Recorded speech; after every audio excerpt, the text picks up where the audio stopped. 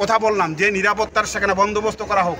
মাননীয় সুদীপ রায় বর্মন জেলা শাসক ডিজিপির সাথে সেখানে কথা বলেছেন।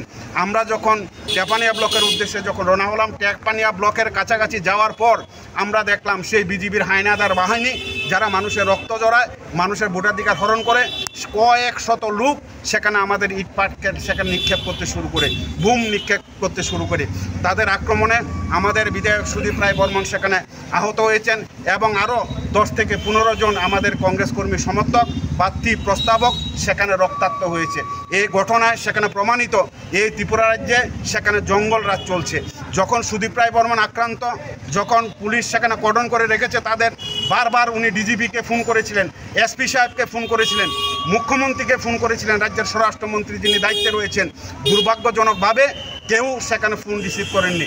মুখ্যমন্ত্রী তৎকালীন সময় যখন আমরা আক্রান্ত, আমরা যখন রক্তাক্ত, সুদীপ রায় বর্মন যখন অসুস্থ এবং কংগ্রেসের প্রার্থী প্রস্তাবক যাদের মাথা বেড়েছে, ঠিক সেই সময় রাজ্যের স্বরাষ্ট্রমন্ত্রী মুখ্যমন্ত্রী মানিক সাহা সেখানে মাতার বাড়ি সেখানে টেপানিয়া ব্লকে সেখানে উপস্থিত ছিলেন। রাজ্যের স্বরাষ্ট্রমন্ত্রী অথচ এই মহকুমারে অবস্থান করছেন, অথচ সেই মহকুমারের মধ্যে ত্রিপুরা রাজ্যের প্রভাবশালী বিরোধী দলনেতা বিধায়ক CWC সদস্য রক্তাক্ত হচ্ছেন, প্রার্থীরা রক্তাক্ত হচ্ছেন। এই ঘটনার নিন্দা জানানোর সেখানে ভাষা আমাদের জানা নেই। পুলিশও সেখানে আক্রান্ত হয়েছে। খুব অবাক করার বিষয়, পুলিশ সেখানে 4 জন পুলিশ আক্রান্ত হয়েছেন, তাদের শরীর থেকে সেখানে রক্ত ঝরেছে।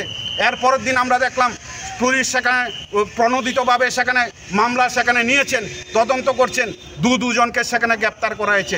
আমি অন্তত দায়িত্ব সহকারে বলতে চাই, পুলিশ যাদেরকে গ্রেপ্তার করেছে তার মধ্যে তাদের বিরুদ্ধে আমাদের কোনো সেখানে অভিযোগ ছিল না।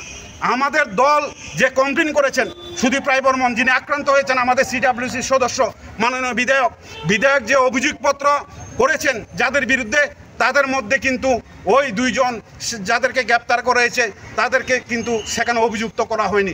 যারা অভিযুক্ত 2 জনকে গ্রেপ্তার করার পর মাননীয় বিধায়ক বাগমা বিধানসভা কেন্দ্রের এই থানাতে এসেছিলেন। আমরা টিভিতে দেখলাম, আমরা সংবাদপত্রের থেকে সেখানে শুনতে পারলাম বিধায়ক এই থানার মধ্যে এসেছিলেন।